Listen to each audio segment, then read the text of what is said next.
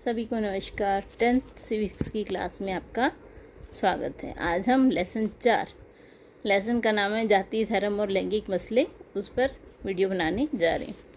अभी तक हमने देखा कि लिंग विभाजन क्या है, उसके बाद हमने जाना असमानता क्या है, जातिगत, हमने सांप्रदायिकता के बारे में जाना। आज जो हम बात करने जा रहे हैं वो है धर्मनिरपेक्षता की, कि धर्मनिरपेक्षता का क्या अर्थ है। भारत ने ऐसे कौन से प्रयास किए हैं कि अपने आप को वो धर्मनिरपेक्ष बना सके।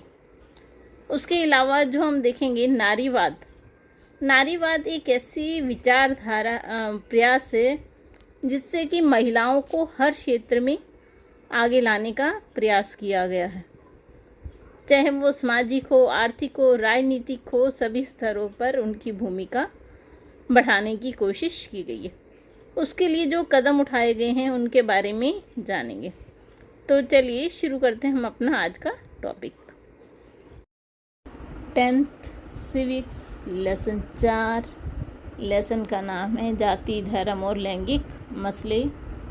तो जो आज हम टॉपिक शुरू कर रहे हैं वो है धर्मनिरपेक्षता। धर्मनिरपेक्षता का क्या अर्थ होता है कि जो देश की सरकार है वो किसी भी धर्म विशेष को मान्यता ना दे, सभी धर्म उसके लिए समान हो, तो ऐसी स्थिति को हम धर्मनिरपेक्षता कहते हैं। देखिए, धर्मनिरपेक्षता का अर्थ किसी के धर्म का विरोध करना नहीं है, बल्कि सभी धार्मिक विश्वास और मान्यताओं को पूरी आज़ादी देना कि जो व्यक्तियों किसी भी धर्म को माने उसका पालन करें।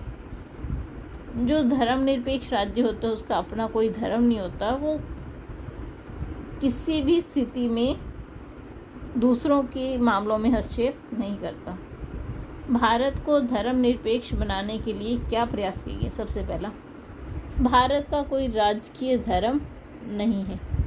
दूसरा, भारत में सभी धर्मों को समान महत्व दिया गया। तीसरा, प्रत्येक नागरिक को अपनी इच्छा के अनुसार किसी भी धर्म को मानने की स्वतंत्रता दी गई है। और जो चौथा पॉइंट है, भारतीय संविधान जो धार्मिक भेदभाव है संविधान में उसे असंवैधानिक घोषित किया गया है।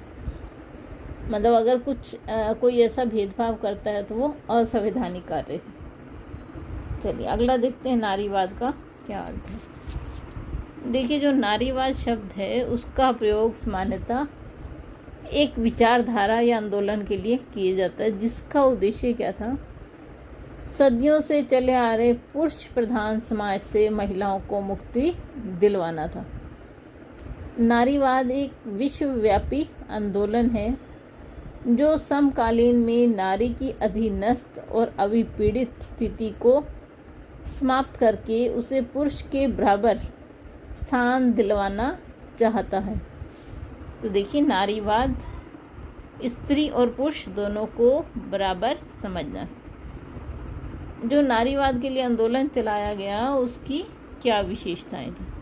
सबसे पहला, यह आंदोलन महिलाओं के राजनीतिक अधिकार और उनकी सत्ता पर पकड़ की वकालत करता है। दूसरा, महिलाओं को घर की 4 दीवारी के भीतर कैद रखना और उन पर घर के सभी कामों का बोझ डालने का विरोध करता है। तीसरा, यह पितृसत्तात्मक परिवार को मातृसत्तात्मक बनाने का और अग्रसर है। मतलब ये नहीं हो कि हर निर्णय पुरुष ही करे, जो घर की बड़ी माता है उसे भी अधिकार होना चाहिए कि वो परिवार के किसी भी मुद्दे पर अपना पक्ष रख सके। महिलाओं को शिक्षा देने में, उनको विभिन्न व्यवसाय, सेवा आदि में आगे लाने का समर्थक है। ये महिलाओं के हर प्रकार के शोषण का विरोध करता है। तो ये थे नारीवाद आंदोलन की कुछ विशेषताएं।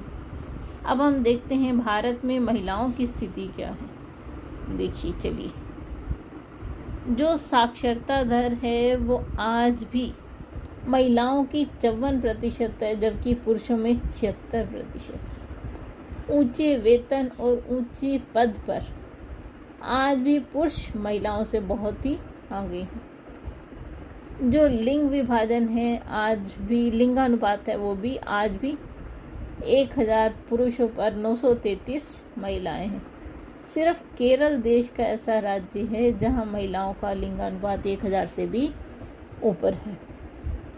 चौथा, घरेलू और सामाजिक उत्पीड़न से उन्हें मुक्त करवाना इसका मुख्य उद्देश्य। जन प्रतिनिधि संस्थाओं में कम भागीदारी है इनकी। चौथा, महिलाओं में पुरुषों की तुलना में आर्थिक आत्मनिर्भरता कम है। मतलब आज भी घर की जो स्त्री है उसे घर खर्च के लिए पुरुष के आगे पैसों की मांग करनी पड़ती है।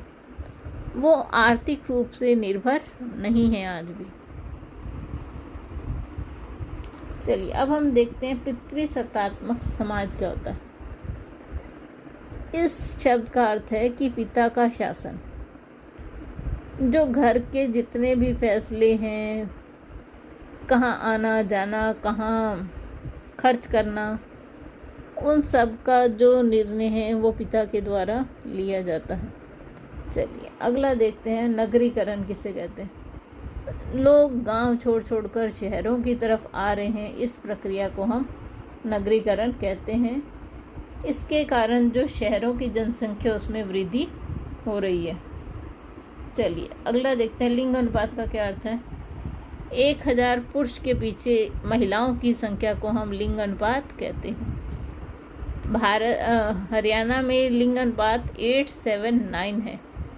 सिर्फ केरल ऐसा राज्य है जहाँ की लिंग अनुपात सबसे अधिक है।